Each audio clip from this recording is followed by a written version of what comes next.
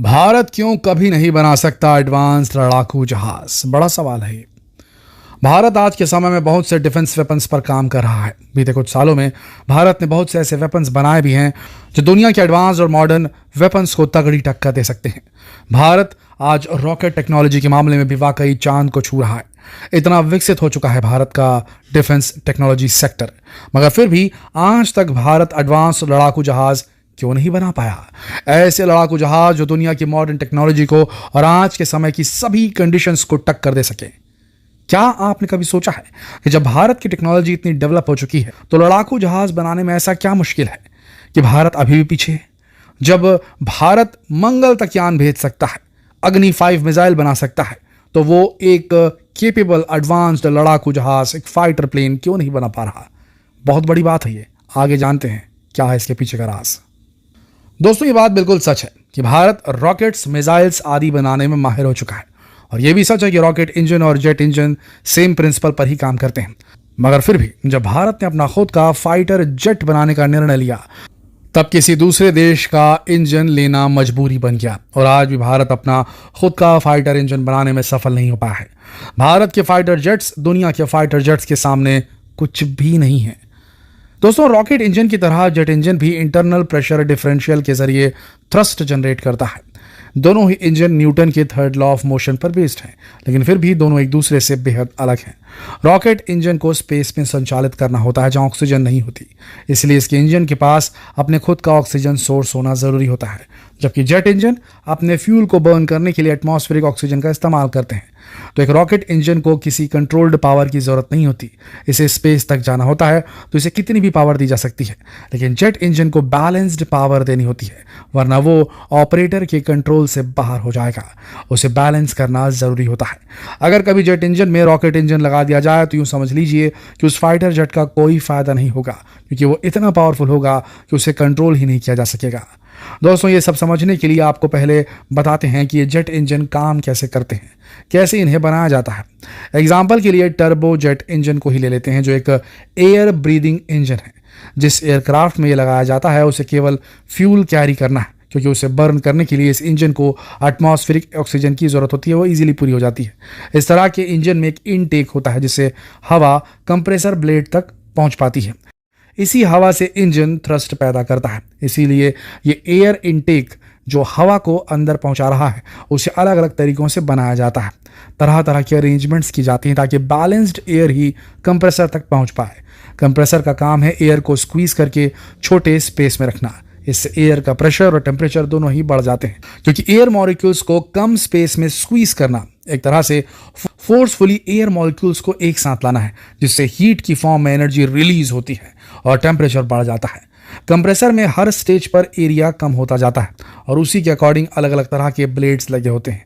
Air pressure और temperature हर stage पर बढ़ते जाते हैं। ये कंप्रेस्ड एयर आगे कंबशन तक जाती है, जहां एयर पास होने के लिए होल्स होते हैं और फ्यूल पास होने के लिए माइक्रो होल्स होते हैं।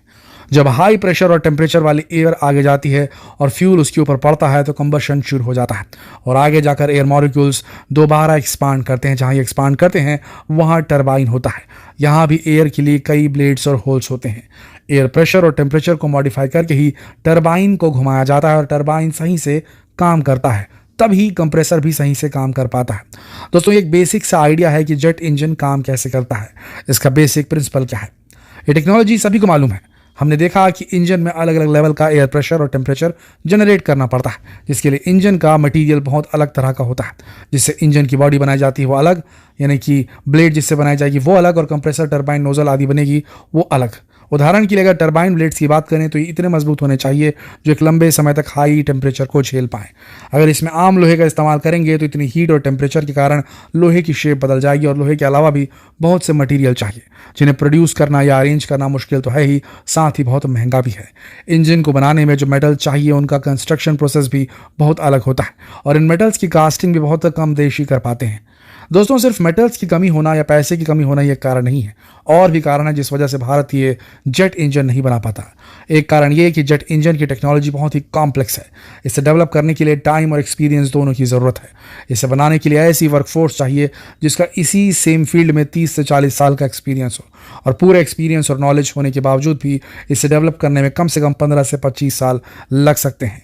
इसके लिए बहुत से development plants, test facilities, skills, human resources और बहुत से अरेंजमेंट्स होने चाहिए, और इन सभी चीज़ों का इंतजाम और सारे फाइनेंशियल अरेंजमेंट्स पहले ही करने होंगे, ऐसे अरेंजमेंट्स जो 15 साल तक चल पाएं। इसीलिए किसी एयरक्राफ्ट को बनाने के लिए उसका इंजन खरीदना उसे बनाने से ज़्यादा सस्ता पड़ जाता है। और ऐसा नहीं है कि भारत ने कभी कोई जेट इंजन बनाने की कोशिश नहीं की। फिलहाल DRDO का कावेरी इंजन प्रोग्राम भी प्रोसेस में है, जिसके तहत Bharat Kaveri derivative engine develop कर रहा है। ये 8000 से 10,000 किलो का थ्रस्ट वाला इंजन होगा, जिसकी टेक्नोलॉजी बहुत ज़्यादा कॉम्प्लेक्स है। कहा जा रहा है कि प्रोग्राम फेल हो चुका है, लेकिन असल में अभी इस प्रोजेक्ट को उतना टाइम नहीं हुआ कि इसे फेल डिक्लेयर कर दिया जाए।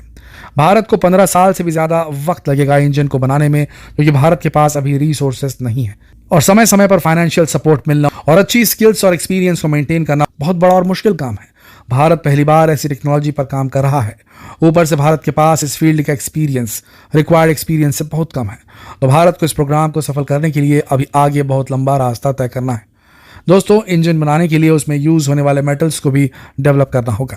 इंजन का एक एक पार्ट बनाने में कई साल लग जाते हैं। इसके लिए चाइना का उदाहरण लिया जा सकता है, जो बहुत सी टेक्नोलॉजीज के मामले में भारत से आगे है, लेकिन वो भी इस इंजन को अभी तक डेवलप नहीं कर पाया है। दोस्तों, अमेरिका ने जब 1975 में अपना F-18 फाइटर एयरक्राफ्ट बनाया था, तो इसमें $5 बिलियन का खर्च आया था, और आज के समय में यह खर्च इससे भी 2 गुना आएगा। ऊपर से भारत के पास टेस्ट फैसिलिटीज भी नहीं है। टेस्टिंग के लिए भारत को रशिया और जर्मनी जाना पड़ता है, जिसकी फंडिंग के लिए भी गवर्नमेंट पर ही डिपेंड रहना पड़ता है। ये फंडिंग प्रोसेस भी बहुत लंबी पड़ जाती है।